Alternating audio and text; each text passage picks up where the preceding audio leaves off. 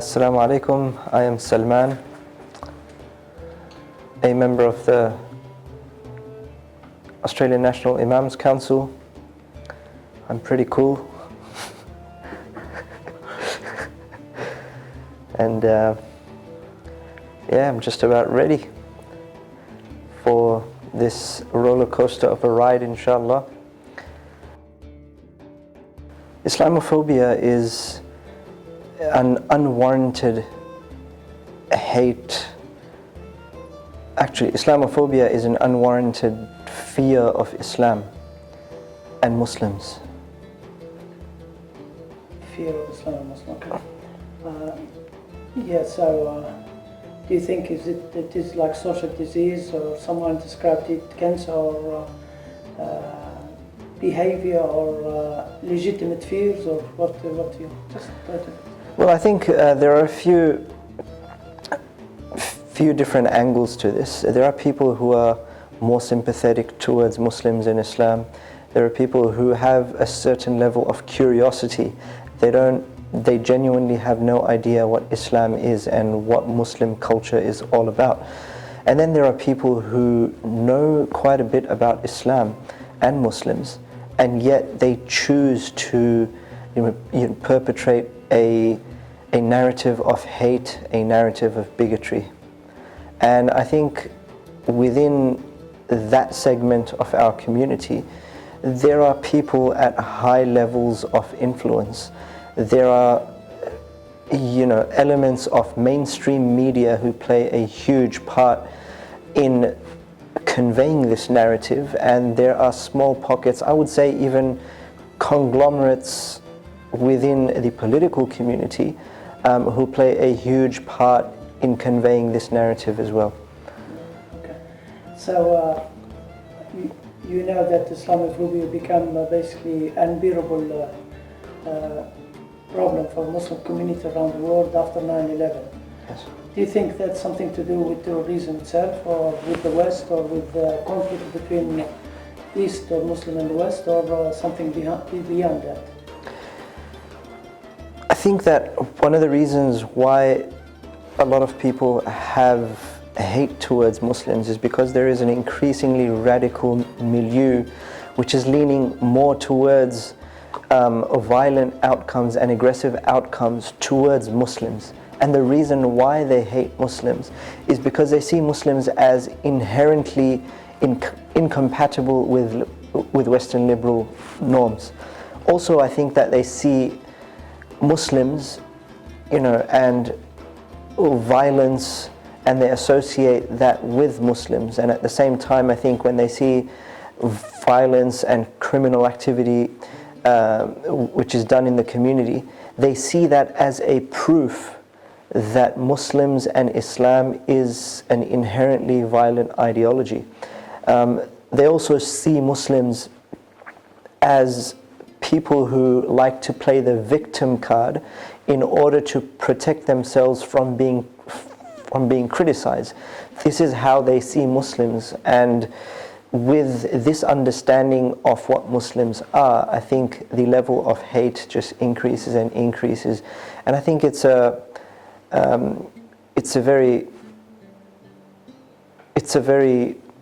very dishonest and an uninformed understanding of what the Muslim culture is and what Islam is all about. So do you think then to some extent, is it legitimate fears for the Westerners? Look, I think for some Westerners, I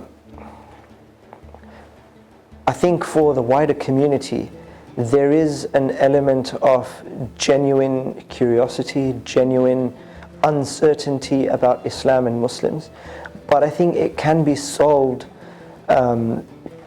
with a social change, with Muslims interacting more and getting involved in mainstream spaces much more than they are right now. And I think that is happening more and more in the past few years. And at the same time, I think there is a responsibility on the wider community as well to see who Muslims are and to give them a chance, and to not, have this kind of apathy towards learning about new cultures and learning about, communities within their communities. So back to the Islamophobia in the West or non-Muslims again. So do you think is it shared responsibility from within Muslim and without Muslim or not?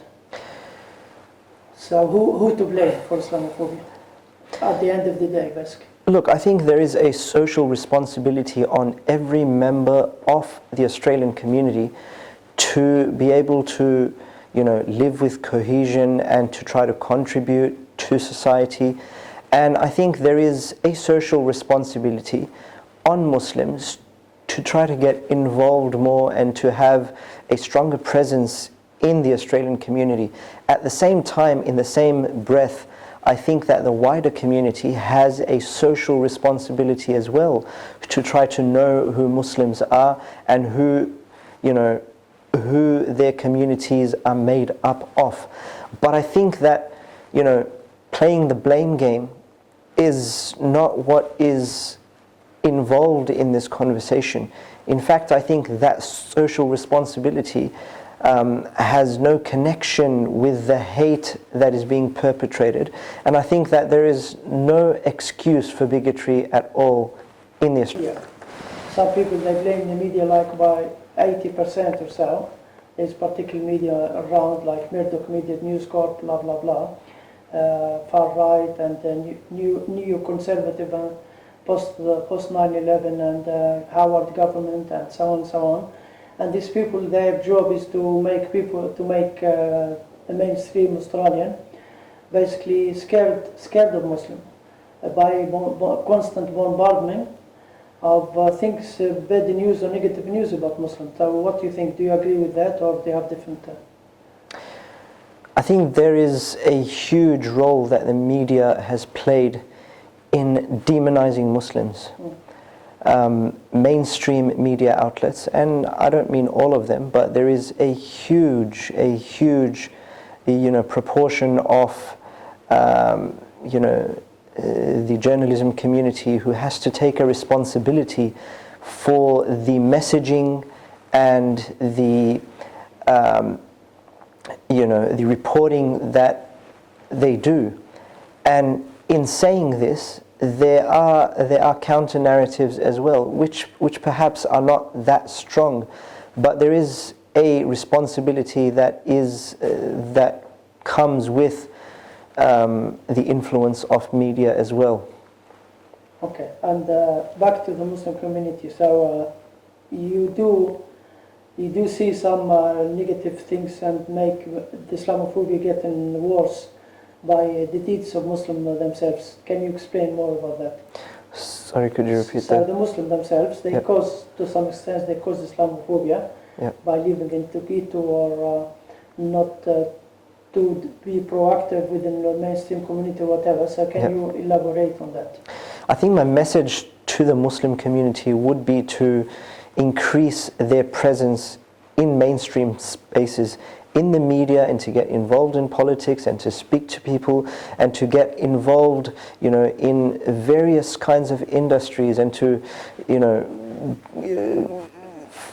find education and to train themselves and to get involved in various different outlets.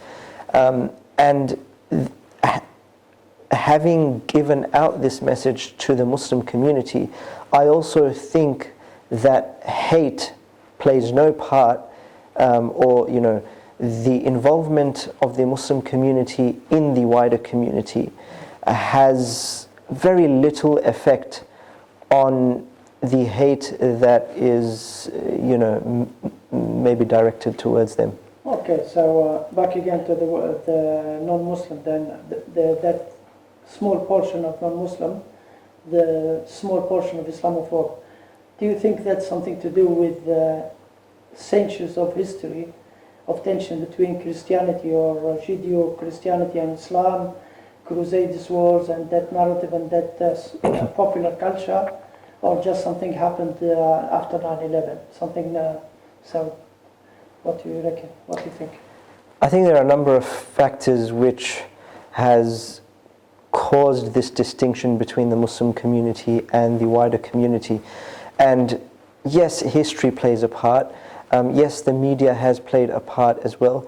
And yes, you know, the little involvement of the Muslim community in the wider community has also played a little part. At the same time, I think that the hate and the bigotry and the violence at times that we see in our communities towards Muslims as well is due to the withdrawal of those same people from those communities. So people who would hate Muslims would normally be people who don't understand that community and who have not lived with them and who don't have the opportunity to humanize them and to see them as equals in humanity. Yeah, so lack of showing up from Muslims in the mainstream society. Yep. And we agreed, you mentioned that these people, Islamophobia, they are a small segment. Yep. Some people estimate them about 10% maybe. They're basically the same people who voted in early 70 or late 70 for Aborigines not to be part of Australian. Yep. So what's the roadmap to try to bridge the gap between Muslims and that segment of the community who hate Muslim because of ignorance or whatever? Do you have any roadmap apart from people go and show up? Do you think can we do more than that? Well, I think we're trying the best we can. Yeah. A lot of organizations, a lot of efforts have been made to try to reach out to the wider community, to get involved in mainstream spaces. Recently, the Australian National Imams Council has been doing a lot in media, in politics as well, to try to voice and express their concerns and to try to contribute as well to the Australian fabric. And, you know, a lot of work is being done, but I think the onus is on those people who have a very restricted mentality in what they see as Australia and what they see as the vision for Australia. I think it is a responsibility upon these people to try to see what their restricted vision is for Australia, and maybe try to rethink through some of the dreams that they have for Australia to the exclusion of communities within Australia. Yeah. Okay. Go now to the Islamophobic attack. Do you have any personal encounters with people who came to you as imam and complained or told their stories about Islamophobic attack, especially sisters? Do you have any? I had a.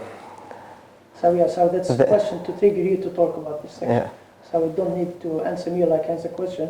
I need you actually to give a sentence. I had a very personal experience actually. Okay.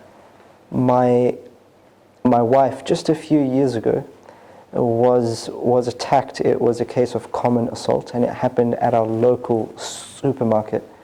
She was attacked by a perpetrator who yelled out some hateful comments about Muslims. And as she was attacked, she was with my 9-year-old daughter at the time. She was really shocked. She was, in that moment when she was hit on the head, actually, she just, she almost just froze for a few seconds.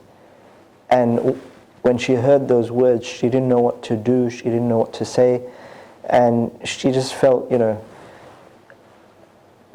life that was going on every day as routine, as normal, going for grocery shopping, carrying on with everyday life, that had somewhat put, a temporary, if you like, a stop, a barrier to doing that.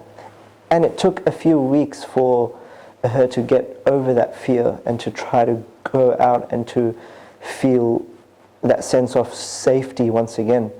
And in those kinds of situations, I mean, one of the things that was really helpful for us and really helpful for my wife as well is the support, the outpouring of support that we received from the Muslim community, but also WA police. They went out of their way to make sure that all the details were taken, that we filed a report and so on. And within months, the perpetrator was caught. So yes, it was a very difficult experience, but at the same time, I do feel that there are elements within the Australian community who are genuinely there to support you in these times of difficulty.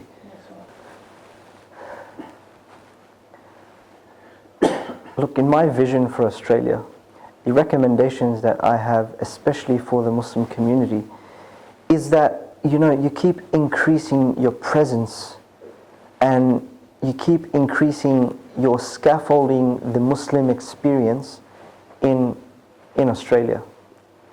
In the same breath, I think a message needs to be given to the wider Australian community as well. Your country is my country. I love this country. I want the best for this country. I want this country to thrive. And I don't want to have to reassure you that these are my sentiments. I want you to trust me, and I want you to trust us as a Muslim community that we feel this way about Australia. But the message that I have for the Muslim community is that we need to keep increasing our presence and keep increasing our contributions to this country. We need to keep scaffolding the Muslim experience in Australia. In the same breath, my message to the wider community in Australia is that your country is my country, is our country. And we love this country. We want to see this country thrive. We want to contribute. And we don't want to have to tell you to trust us that we feel this way. We want you to trust that we have these sentiments for Australia, just as you would trust anybody else. And this is the vision that I see for Australia. Okay, and what do you expect to happen in the future? Near future and long term? I expect the members of the Australian community to take social responsibility and have a social conscience in how they deal with others. Just as, we would get to know someone if we have fears about them, we'd like you to do the same with all communities, not just Muslims, all communities. And only through this cultural awareness where on a personal level we try to get to know a Muslim, we try to get to know a Sikh, we try to get to know a Jew, we try to get to know a Christian, we try to get to know people of different faiths with different ideas and different convictions, and we try to get to know people also with no faith. And that's where